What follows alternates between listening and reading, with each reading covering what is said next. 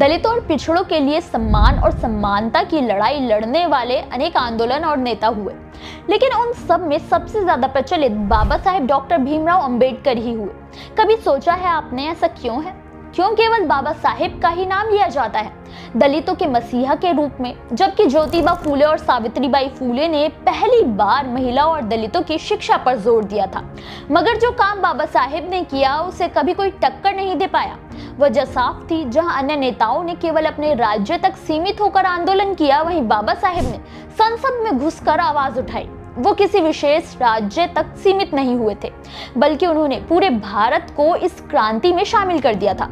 ये वो व्यक्ति थे जिन्होंने भारत की 5000 साल पुरानी कुरीतियों और परंपराओं को खुली चुनौती दी थी, जिन्होंने साबित किया कि जातिवाद कोई भगवान की बनाई नीति नहीं, बल्कि ब्राह्मणवादी हिंदू परंपरा की कुरीति है, जिसका खंडन होना ही चाहिए। अपने इस वीडियो में हम बात करेंगे बाबा साहेब की उस कहानी के बारे में जब उन्होंने अपनी शिक्षा, अपने विवेक और समझ के दम पर 5000 साल पुरानी परंपरा को खुली चुनौती दी थी। बाबा साहेब की इस चुनौती को हम कई बिंदुओं और पहलुओं के अनुसार देखते हैं। नमस्कार, मेरा नाम है मोहिनी और आप देख रहे हैं भीमसेना। शिक्षा के लिए भेदभाव। क्योंकि बाबा साहेब अंबेडकर एक महार जाति से थे जो कि अछूत जाति कहलाती थी, यानी कि उनकी छुई हुई कोई भी वस्तु को तथाकथित ऊंची जाति के लोगों द्वारा छूना धर्म भ्रष्ट करने के रूप में परिभाषित किया जाता था। ऐसे में बाबा साहेब ने पहली बार गांव के ऊंची जाति के बच्चों के लिए बनाए स्कूल में पढ़ने के लिए लड़ाई लड़ी। तमाम कोशिशें की गई कि बाबा साहेब शिक्षा हासिल ना कर सके, लेकिन वो जिद्दी थे और अपनी जिद के कारण ही उन्होंने गांव के लोगों को झुकने पर मजबूर कर दिया। उनकी दलीलों का किसी के पास कोई जवाब ही नहीं होता था, लेकिन केवल स्कूल में दाखिला लेने से ही भेदभाव खत्म नहीं हो सकता। स्कूल के भीतर उन्होंने पहली बार जातिगत अपमान को करीब से सहा। नो पियोन नो वाटर के कारण वो पूरे दिन प्यासे रह जाते थे। कक्षा के बाहर खड़े होकर पढ़ते थे क्योंकि कक्षा में बैठने की इजाजत नहीं थी। लेकिन बाबा साहेब ने हार नहीं मानी। उन्होंने उस अपमान को आग की तरह अपने मन में इकट्ठा करना शुरू कर दिया। वो आग जो एक दिन इस रूढ़िवादी परंपरा को जलाने वाली थी। सबके खिलाफ जाकर नन्हे भीम का स्कूल जाना और गांव के पहले अछूत जाति के बच्चे का 10वीं पास करना बदलाव की दिशा में उनका पहला कदम था। बाबा साहेब ने ये माना कि केवल शिक्षा ही वो शेरनी का दूध है जो पिएगा वो ही दहाड़ेगा। दलितों, पिछड़ों को इसलिए गुलाम बनाकर रखना आसान था क्योंकि वो शिक्षित नहीं थे। अगर वो शिक्षित होने लगे तो उन्हें अपने अधिकारों का ज्ञान होगा, क्योंकि उस वक्त भले ही छुआछूत था, लेकिन अंग्रेजी हुकूमत की नजरों में जातिवाद नहीं था, जिसका कहीं ना कहीं फायदा बाबा साहेब को हुआ। और बाबा साहेब ने दलितों को शिक्षा के प्रति जागरूक करने के लिए अमेरिका और लंदन जाकर पढ़ाई की थी। ये सबूत था कि बुद्धि, कौशल और क्षमता किसी एक जाति विशेष की जागीर नहीं है, बल्कि उस पर सबका अधिकार है। हालांकि ये दुख की बात है कि भारत में जातिगत भेदभाव को तो वो अपने लिए उस वक्त तो दूर नहीं कर पाए, लेकिन जब वो संविधान के शिल्पकार बने तो अपने साथ हुए एक्सपीरियंस के आधार पर उन्होंने भारत के करोड़ों दलितों और पिछड़ों को वो मजबूती दे दी जो उन्हें किसी भी समाज में बराबरी से खड़े होने का अधिकार देता है। ये था बाबा साहेब की शिक्षा के कारण हुआ दूसरा सबसे बड़ा बदलाव।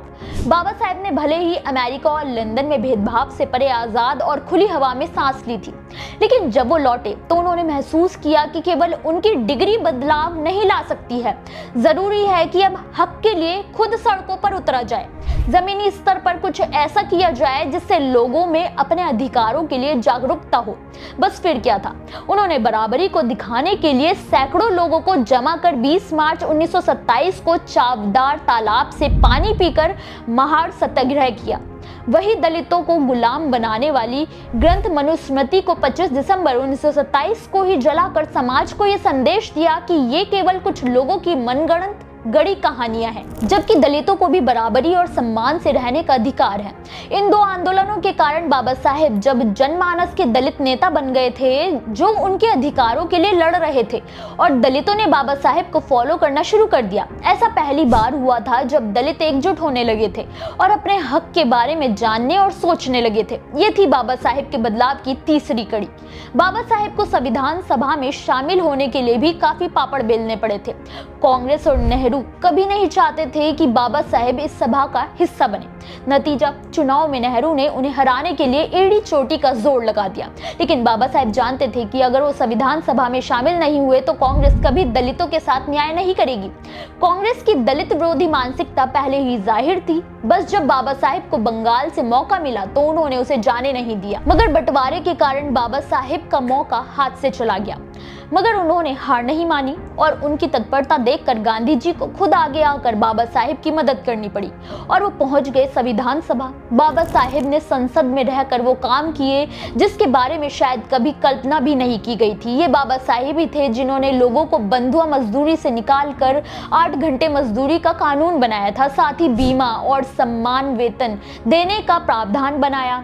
उन्होंने महिलाओं के लिए भी बिना भेदभाव वाला कानून बनाया जो उन्हें पुरुषों के बराबर खड़ा करता है। मैटरनिटी लीव वो भी पेमेंट के साथ मुहैया कराई। महिलाओं को संपत्ति पर अधिकार, तलाक लेने का अधिकार देने की मांग भी उठाई। ये बाबा साहेब का ही मानना था कि वो किसी भी समाज की तरक्की को उस समाज की महिलाओं की डिग्री से मापते हैं। शायद बाबा साहेब ना होते तो आज भी देश की महिलाओं को मनुस्मृति के कहे अनुसार 4 दीवारी के भीतर कैद ही रखा जाता, जिन्हें सम्मान नहीं बल्कि उपभोग मात्र की चीज समझा जाता, जो कि केवल सेवा के लिए पैदा हुई है। लेकिन बाबा साहेब की सूझबूझ और उनके दूरदर्शी सोच के कारण आज भारत की महिलाएं कुछ भी कर सकती हैं। बाबा साहेब द्वारा रूढ़िवादी परंपराओं पर ये सबसे बड़ी चोट थी। उन्होंने उस व्यवस्था को अपनी शिक्षा के दम पर खत्म कर दिया था जो पिछले 5000 सालों से महिलाओं को, पिछड़े लोगों को शोषित कर रही थी। बाबा साहेब से जुड़ी ये जानकारी आपको कैसी लगी, हमें कमेंट करके जरूर बताएं।